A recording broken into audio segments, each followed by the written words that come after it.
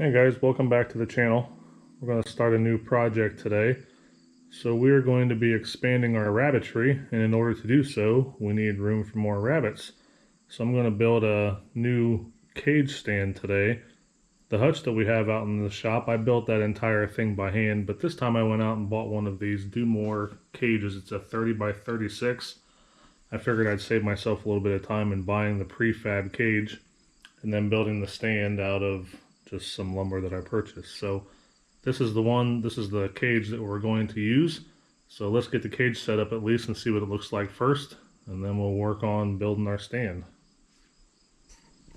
So now we're out in the shop. I got the cage put together. It took probably 5 minutes to assemble it. It just kind of unfolds on itself, and then this top panel connects all the four walls together to keep it together.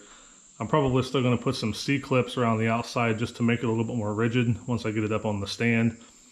But as I said, this is a 30 by 36. The stand that I'm going to build today will be big enough to hold two cages of this size. We only have just the one now, but eventually I'm going to buy another one to use as probably a grow out pen for when we start breeding our rabbits. But for now, just this one will do for the third doe that we're going to get. So we'll start getting the wood pieces cut for the stand, and we'll move on with the assembly.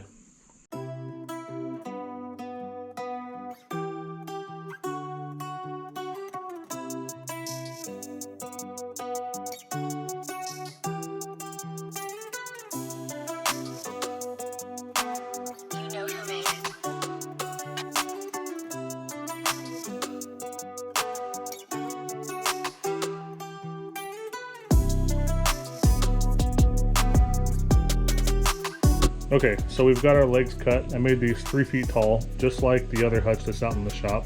That way this stand looks kind of uniform to the hutch in height.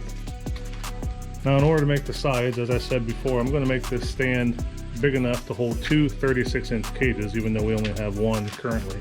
But what I also want to do is I want to put a 2x4 buffer in between the cages, and I'll show you what I mean by that here in a little bit. I want to do that just to kind of keep the cages spaced apart so that when we have rabbits in both cages eventually, they're not able to get to each other. So with two 36-inch cages and 1.5 inches for the extra 2x4 in the center, the dimensions we're going to cut the sides of the stand to are going to be 73.5 inches.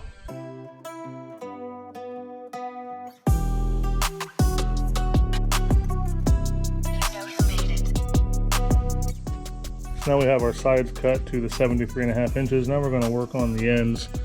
And the ends, since the cage is going to be 36 by 30, I only need the stand to be 30 inches deep.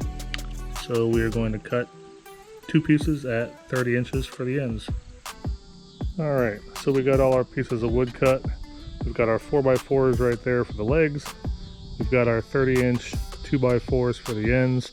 And then our 73.5-inch pieces for the front and the back, or the long lengths of the stand, I guess you could say.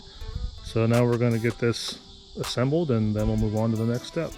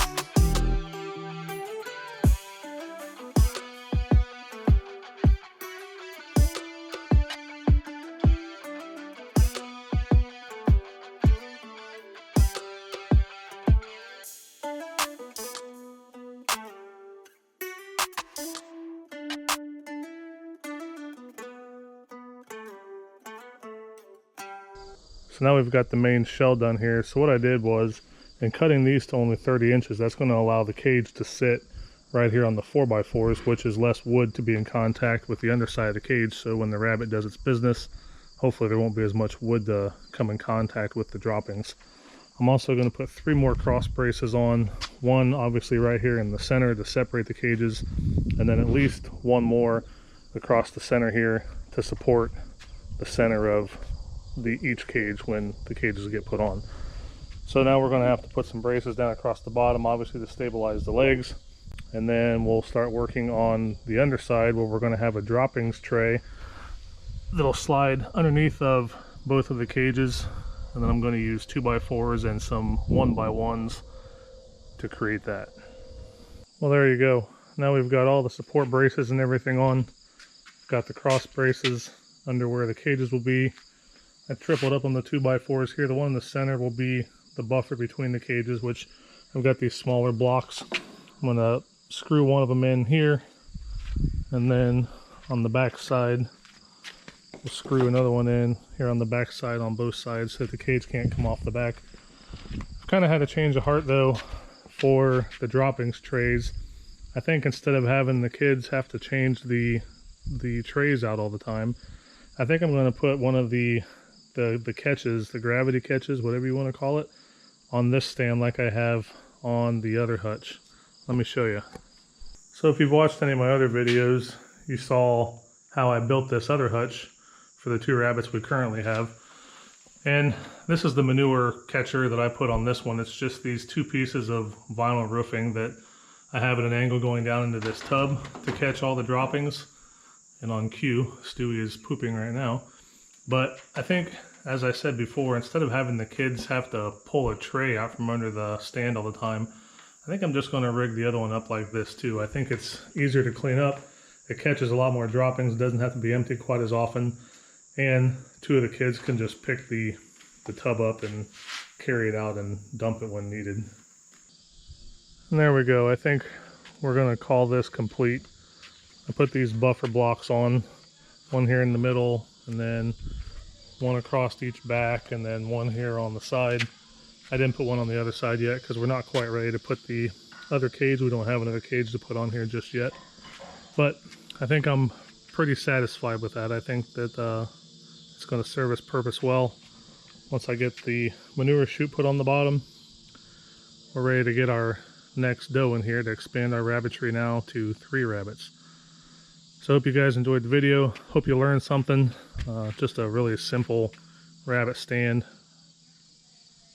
Thanks for watching.